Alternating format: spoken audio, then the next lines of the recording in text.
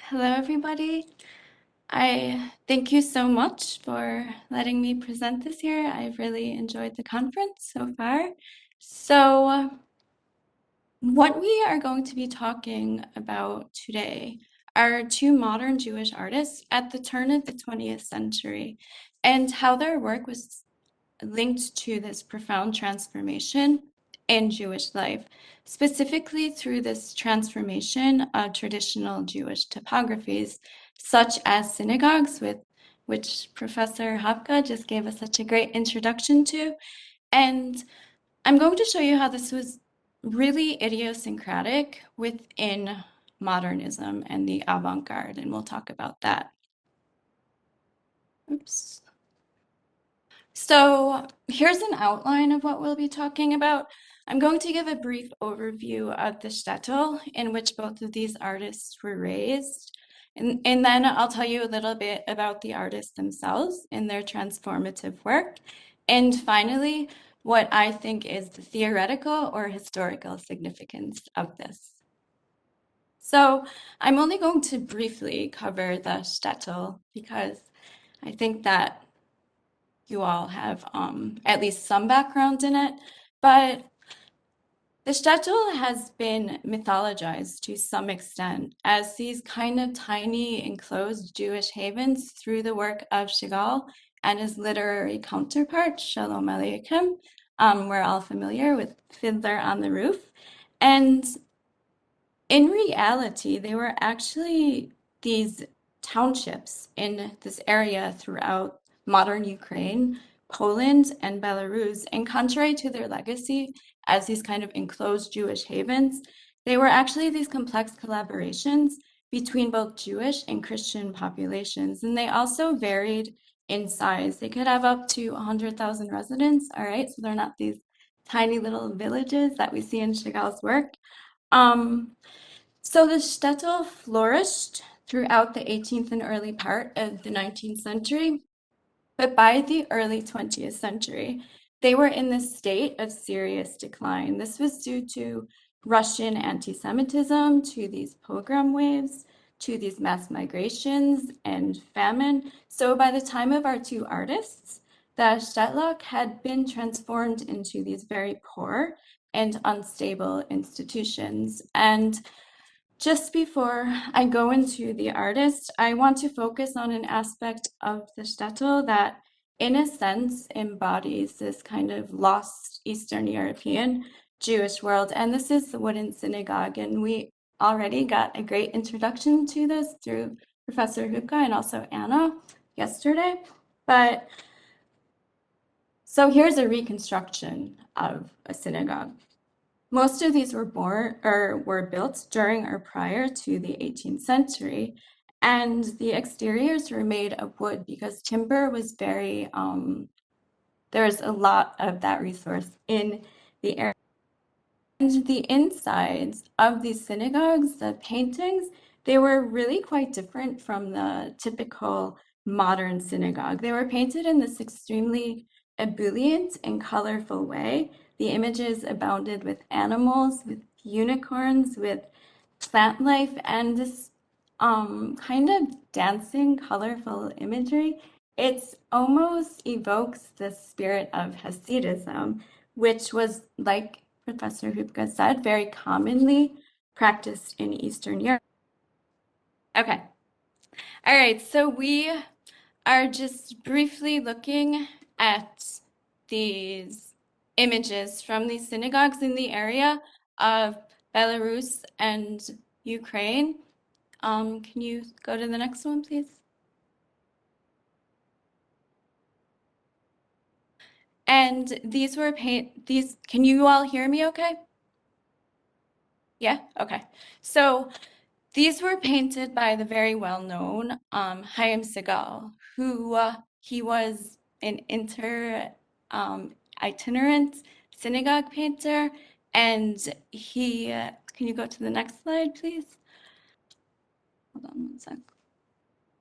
And oftentimes they would refuse payment, but just to give you an idea of what it was like to experience these, this is Elisitsky's description of walking into it. And I'll tell you a little bit more about the background of what he was doing, but this gives you a great idea of what it was like. You can see that it was very enveloping.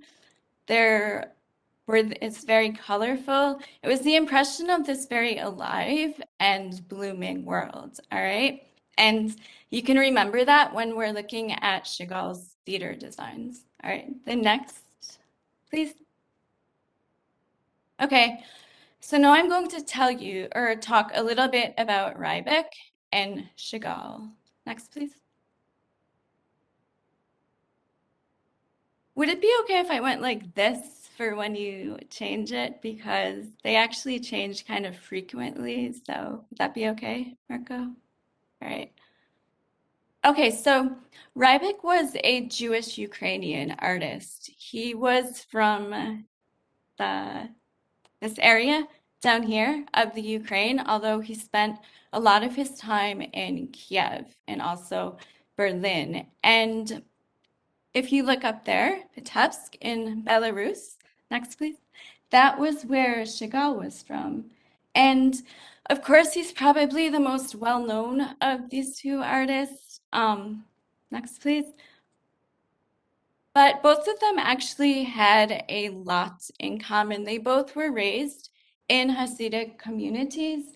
They and following the Jewish emancipation under Bolshevism in 1917, they both, next please, they both became very involved in these widespread efforts among Russian Jews to kind of promote Jewish culture, specifically the culture of this Yiddish-speaking culture. And the Culture League was one of the main facets of this project. It was based in Kiev. So they were both very involved in this. Next, please.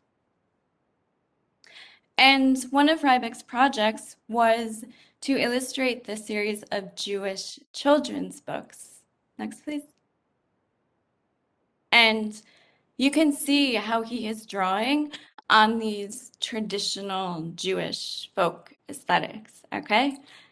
Right. So next, please. I'm just giving you a background on these artists. And of course, Chagall, he is really come to emblemize this fusion of modern art and kind of traditional Jewish art. So again, you can see how both of them are really influenced by these by their Jewish formations, although both were by all means secular Jews. So even more significantly than this kind of aesthetic influence, they also transfigured these Jewish spaces. Next, please. Through their work. So it was in a way that transcends mere aesthetics. So I'm going to talk about that a little bit right now. Can everybody hear me okay? Okay, must have been my internet before. All right, so if you could go to the next slide, please. Okay, so in 1916, Ryback and Elisitsky, they were working together, and they were sent on this ethnographic exhibition along the Dnieper River in the Ukraine. They were supposed to record all of the synagogues, the folk art, the tombstones there. Next, please. And Ryback did several paintings of the synagogues. You could hardly call them historical or ethnographic records, though. Next, please. What he's actually doing here is really kind of interesting. He is taking what were in reality these kind of dilapidated buildings. Next, please. And just to show you one of the original synagogues that by the time of these artists had become a little bit, again, dilapidated. So he's taking these buildings, next please, and he is transforming them into these kind of towering cubist structures of almost mythical proportions. They are almost prescient of the modern synagogue. Next, please. And so what he's doing here is really interesting. Rather than capturing or recording this declining way of life, he seems to be transfiguring it, next please, into this modern form. And this is very atypical of the avant-garde, what he's doing here, and I'm going to go into that in a little bit. But first, I want to talk about Chagall and his theater. So he's doing something kind of similar. Next, please. Yep. Okay, so again, Chagall is a bit more well-known than Ryback, and again, like Ryback, he was very invested in the preservation of Jewish life. Next, please. It was even on a more personal level, since he really didn't even seem to do it consciously. He was just kind of imbued with these traditions. Next, please. And he even claimed that the synagogue painter, Chaim Segal, was his ancestor, which has not been proven, but it kind of inspired him, and I'll show you more about that. So next, please. One of his most important collaborations with the Jewish Cultural Project was his 1920 to 21 theater productions for the Moscow Yiddish Theater. And this is Chagall painting for the theater right here. So Chagall was notoriously very opinionated. He had his own ideas about what the set should be like. Next, please. And he actually got into he did not agree at all with the director of the theater, Granovsky, who was a German Jew. They had very different ideas about what the set should be like. So Chagall locked himself into a room, I think for about 2 weeks, can't remember. He wouldn't let anybody disturb him. And next, please. Oops. Can you go back one? Oh, okay. No, this is fine. All right. No, it's fine. You can go to the next one. So the most controversial thing that he did with this set was to make it explicitly Jewish and explicitly associated with the shtetl. Next, please. And he had actually prayed to his synagogue painter ancestor to help him. And when he was finished, his set was just like this kind of enveloping space of the synagogue. Next, please. He did about 10 murals, I believe, and he took all of these very colorful, dancing, very kind of Jewish Yiddish images that many viewed as coarse or backwards or at odds with these Jewish cultural movements. Next, please. For example, he took the bodkin, which was this wedding jester or this comedian, this klezmer, and made it the symbol of modern Jewish theater. And this was really kind of shocking to people. Next, please.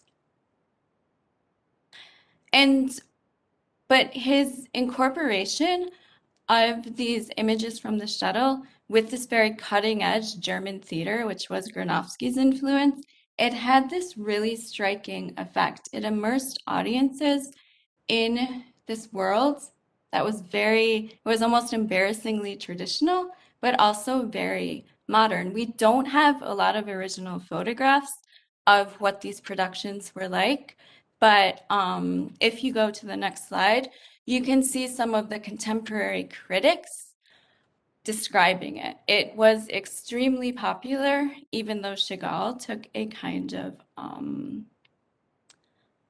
unconventional approach. So you can see Max Osborne, he was a German theater critic. He said that there was this constructivist influence combined with this Jewish Russian small town. And then Abram Efros even described the effect as a term that he called Jewiness. It was just very explicitly Jewish and combined with this very cutting edge modern theater. It was really popular. It went all the way to Berlin. And Chagall and Granovsky did not get along at all, but he eventually left. But he really influenced the later theater designers for this Moscow Yiddish theater. So next, please. So as you can see, his medium was far more immersive and wide-reaching than Ryback, but they're both doing something very similar. So my question is, what are they doing? Next, please. So this is the last part of it about why I think this is significant.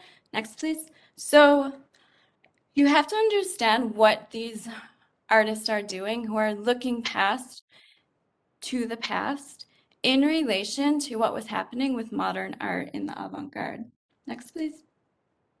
So modernism itself was characterized by this break from the past, by this break from tradition. You can see right here, this is Lisitsky, who eventually abandoned the Jewish project for this just kind of futurist project. Next, please. And this is Malevich, who was also a futurist. And he and Lisitsky thought that Chagall's work was way too reactionary. It was looking to the past too much. Next, please. So